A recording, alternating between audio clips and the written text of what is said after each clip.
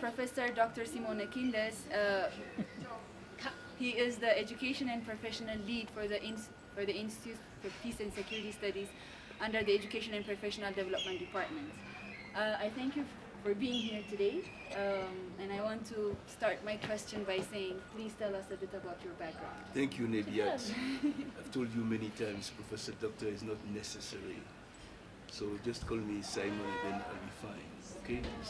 So about my background, I was born and raised in Benin, and that's the place where I learned to do all the basic things in life. And then I studied in Benin, I studied in Nigeria, I studied in Côte d'Ivoire, I studied in France, I studied in the US. There's no need saying what I did. I mean, all of that is not necessary now, but I'm here, I'm at IPSS. And you like it? Well, I like it, I like being at IPSS. For me, it was a big escape from the United States after more than 2 decades in the United States. It was coming back to Africa, working on the continent again, getting to know, kind of firsthand how the continent has evolved. But what is even more important is that I didn't know anything about East Africa. I didn't know anything about Ethiopia. The Ethiopia that is in people's minds is the Ethiopia of famine and things like that, but I've been here for 2 years now, and I've discovered a lot of different things, interesting things. How did you find the integration in Addis Ababa community, or IPSS in general? How was it? IPSS is a small place in Addis Ababa, but it is also a place that gathers individuals from very different corners of the continent. It's not as big as the AU.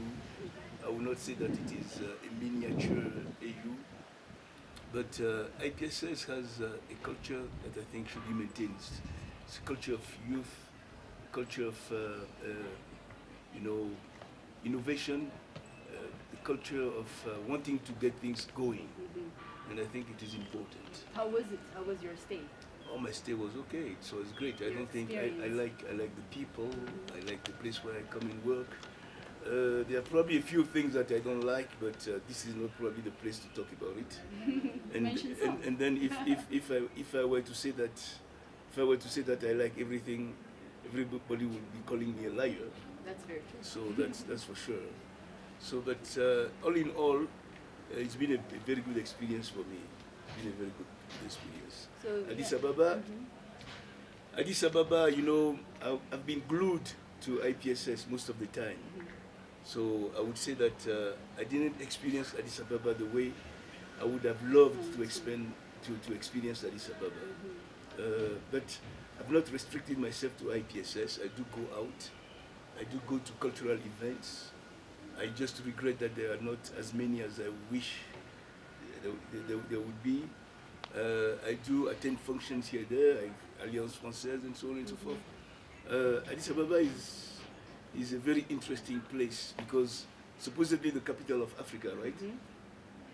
But there is still a lot that Addis Ababa has to integrate to become the real capital of Africa. The African Union is not enough. What Addis Ababa needs to do is to make sure that the integration is full in terms of getting foreigners here, making them feel very comfortable. I'm talking about being able to settle here, being able to do all kinds of things. But for what it is, it's okay. Is it worth coming back? Addis Ababa? Yes. I mean, it will be, for me personally, of course, you have all the little stuff like power cuts, like water shortages, and internet slowness. You have all kinds of little things that may militate against coming back. But the fact that I think I belong to this continent.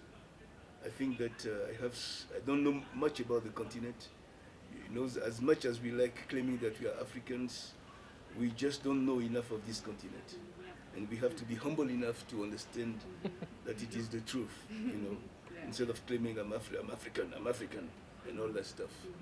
So I still have a lot to learn, And like Addis Ababa is a good place, even though I don't have the good bookstores that I need, the good access that I need, but Addis Ababa is a good place.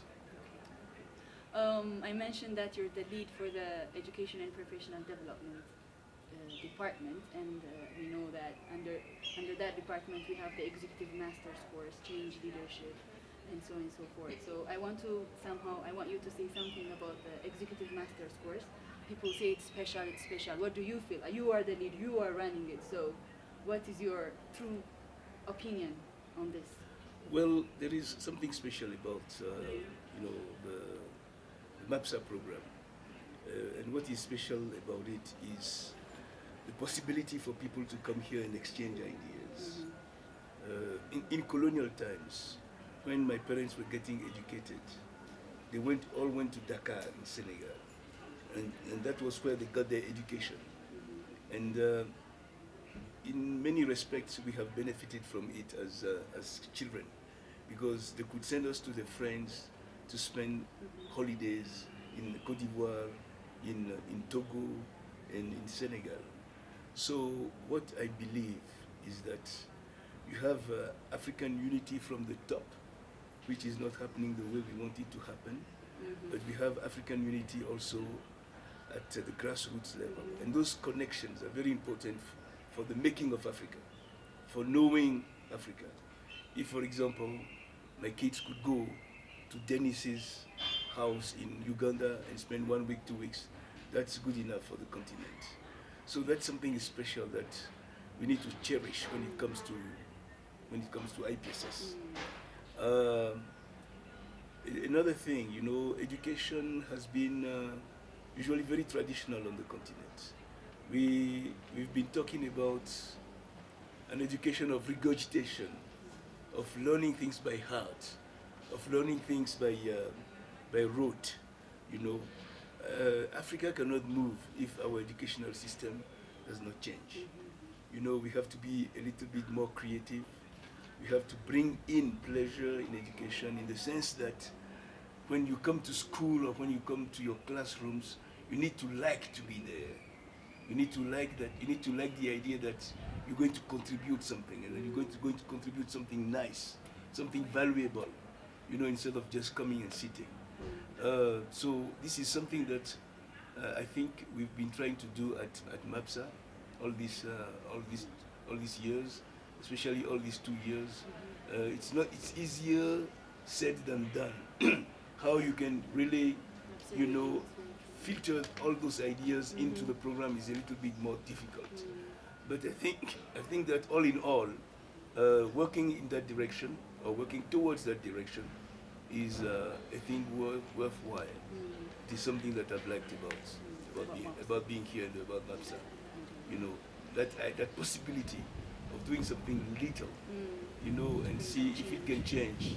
If it cannot change, okay, it's all right. At least you've tried. That's it. What do you recommend as part as, again, I'm going to go to your position because you are the lead. You've been leading the team for 2 years now, and you know the in and outs of MAPSA. So what do you recommend for the public about MAPSA? Do you say, I want to have a chat? Well, I want people to come to MAPSA if they can.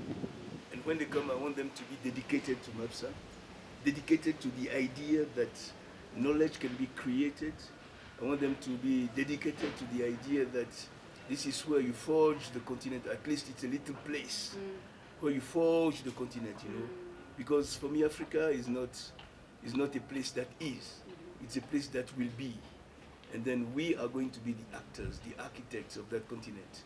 So this is the place to forge it. This is one of the places where you forge it. When you go back home, same thing. You forge the continent.